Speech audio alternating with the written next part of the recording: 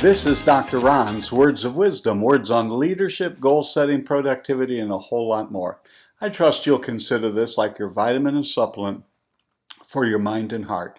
And wherever you receive podcasts from, would you please subscribe to Dr. Ron's Words of Wisdom, leave a rating and a brief written review, and please pass the word along to all of your friends and neighbors. Today I want to talk about the fact that leader, you are unique. You might even say you're a one of a kind, and we really need you. The world really needs your contribution. So if you're unique and you're different and you're going to be a leader, what all does that exactly mean? Well, as much as we all like to copy other people and to mimic them, or to find certain traits and attributes that will help us in our leadership, and that's all good and necessary and absolutely something we should all look at and look for. But do not lose sight of the fact that you need to be authentically you. You're not a copy, you are an original. So be authentically you. We don't need someone else there, we need you. And so therefore, you really need to evaluate what are the abilities, what are the attributes, what are the life experiences, what are the ups and downs that you have reflected on and have learned valuable lessons that will not only help you grow, but will help and enable others to do so as well. So be who you are. Now, that doesn't mean for one moment that we shouldn't, every one of us, try to improve, try to get better, try to do better than what we've done. So I'm not saying that you are a finished product. All of us are still works in progress. But you have your own voice. You have a unique vantage point from how you view things just simply because of the life you have lived to this point. So celebrate your uniqueness. Go ahead and continue to grow and stretch and learn, but understand that you are not like everyone else. The second thing I would say to you as you seek to be your unique one-of-a-kind person and a leader, don't allow yourself to be a prisoner of the past. By that, all of us have had things in the past that if we dwelled on it for too long, thought about it for too long, would discourage us. There are things that have happened in people's lives that they very easily cannot let go of it. I have discovered through different events in my life that the best way to live is you just can't hold on to offenses. People offend us, people hurt us, things don't go the way that we want it to go. There comes a point, my leadership friend, where you just have to let it all go. You cannot hang on to it. And that is, you just have to make peace with it. Don't let it become a prison to you.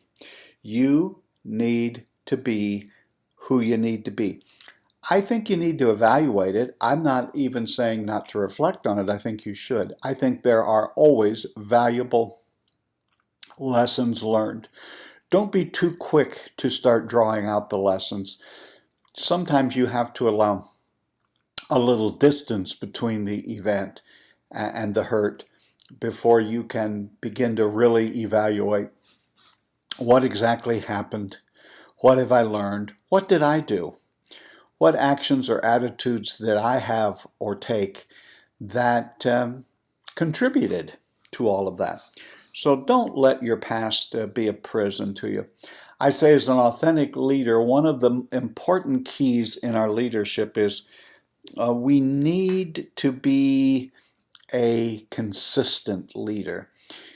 Many people talk about the big steps they need to take, the big things that need to happen in their life in order to be better, and I get that. But what will really change and bring you toward your goals is small, consistent steps. Incremental, I use that word a lot, but the key is doing them and doing them consistently. Unfortunately, far too many people only do what they feel like doing. When you've set a goal and the goal has captured your mind and heart and you have broken it down into what the small steps and more importantly the next steps are, the most important thing then is to be consistent. And what you'll discover is what I discovered. And that is, never felt my way into acting, but have acted my way into feeling. And I don't mean acting like I'm pretending. I mean acting as in taking the proper action that I determined at a time when I was clear-headed, knew what I needed to do, and by following up on that and following through with that consistent, step-by-step, day in and day out, taking the habits and taking the actions, rather, that make a difference. If you're going to be a unique leader, be a consistent one. The next thing I would say, as the unique leader you are, is you have a passion. You are passionate about things. You're passionate about something. Even folks who don't maybe exude a lot of passion are passionate about some things. Find out what it is that you're passionate about. One thing that I want you to do is not to become so morbidly introspective that you think that leadership is all about you. The goal of leaders is not to get people to think more highly of you. The goal of a great leader is to help people think more highly of themselves. Raise the vision of the people around you. Seek to lift up and encourage and strengthen those around you. When you get passionate about something, it helps bring out not only the best in yourself, but it helps to bring out the best in others, because those are the kinds of people we like to hang around with. Those are the people who, if you look back on your life, who have made the biggest difference in your life are those people who were passionate about something. The next thing that I would say is let people see who you are. Go ahead and show them that you're human. Go ahead and show them your softer side. You don't just have to play act a certain way to be a leader. Let people know who you really are. That you cut like everybody else does. You bleed like everybody else. You have good days and bad days. You have reverses as well as successes. You have been on the mountain, and you have likewise, like they have been, down in the valley. The best leaders aren't people who hide behind the curtain like the Wizard of Oz, but the people who come out and say, this is me. This is really who I am. This is what I'm all about. Let people see you as an authentic person, and you will really, really excel, because people want to know the leader. I think there's a sense in which all authentic leaders are pragmatic optimists, meaning they're not just whistling past graveyards, they're not just making happy talk, but they are people who really believe the best is yet to be, who really believe that they can indeed make a difference in this world. Now, I hear pessimistic people identify themselves as being a realist, and I have asked this question on the podcast before. Whatever gave us the idea that negativity and pessimism was more realistic than an optimistic, positive outlook? That is all nothing more than a matter of perspective. But I believe your authentic self, you want to believe that you are making a difference and that you can, in fact, make a difference. So, now the word pragmatic means there are times when even as the most optimistic among us have to deliver what will be not just perceived, but what is in actuality bad news. And there will be times when the facts and the situations sound rather negative because they are in fact negative. That's why I mean a pragmatic optimist. You are an optimist even in the midst of difficult circumstances. You don't gloss over it and cover it up and try to call it something that it isn't. You really, Really call it like you see it, but say, that's where it is, that's where we are, but we are moving ahead and we are going to improve. I think if you seek to be your authentic self, always seek to be an activist. And by that, I'm not talking about a political activist necessarily. I'm meaning activist as don't just talk, actually get down to it and get something done. I'm meaning by an activist is there are people who you've all met who really talk a good game. If you listen to them, you would think they were leading the entire free world.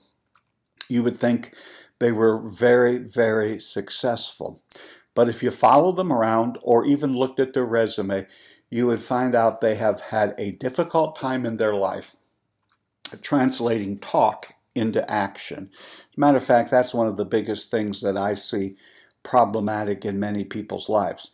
It's great to read books, it's great to go to seminars, it's great to attend webinars. I'm for all of those things. But someday you have to translate all of that into action. It can't just be talking. You have to take the head knowledge and put it into action. I want to close this portion of the podcast by just asking you a simple question. What is unique about you? Now, in your modesty, you're going to say, well, I'm just a regular, ordinary, vanilla person. But I want you to think about it. Think about it not just in your gifting and your talents. Think about your family, where you've come from, the experiences that you have had in life, the service that you have offered, the things that you have learned both through good times and bad times. It would be a good exercise to just write down, what are the unique things in my life that allow me to make a unique contribution to where I am right now. It was Brian Tracy who said, your rewards in life will be in direct proportion to the value of your service to others. In your uniqueness and in your creativity and in your leadership, never lose sight of the fact that you are where you are not just to help yourself, but to help others to be better. And you can do it. You've been listening to Dr. Ron's Words of Wisdom. Words on leadership, goal setting, productivity, and a whole lot more. I trust today this has been like a vitamin or supplement for your mind and heart. And wherever you receive podcasts, would you please subscribe to Dr. Ron's Words of Wisdom? If you could please leave a rating and a brief written review in order to help others to be able to discover this podcast. And please spread the word to your friends and neighbors about Dr. Ron's Words of Wisdom. My leadership friend, never forget, even this very day, you are doing better than you think you are. You really are. And until next time, this is Dr. Ron saying, have a great and blessed day.